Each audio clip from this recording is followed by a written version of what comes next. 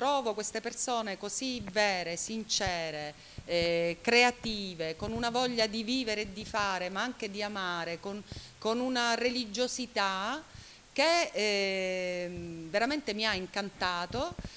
Amo tutto il quartiere, amo l'architettura e mi piange il cuore vedere tutto murato, quindi quello che sogno è che tutto possa rivivere, che dietro a questa mia officina che ho scommesso di aprire in questo quartiere ne possano nascere tante altre che possano convivere con il più antico dei mestieri. Chi dona il proprio corpo, non avendo conosciuto nessun altro mestiere, merita tutto il nostro rispetto, merita il nostro aiuto e io nel mio piccolo sto cercando di darlo a chi mi ha più favorevolmente impressionato e chi ha avuto anche quella voglia di mischiarsi e quindi è venuto. Diciamo che l'incontro è stato reciproco. Sono qui da 6 mesi e mi sto trovando tutto pronto sul Vasto d'Argento, tutto operativo con progetti presentati di riqualificazioni, di ristrutturazioni presentati in comunità, veramente delle forze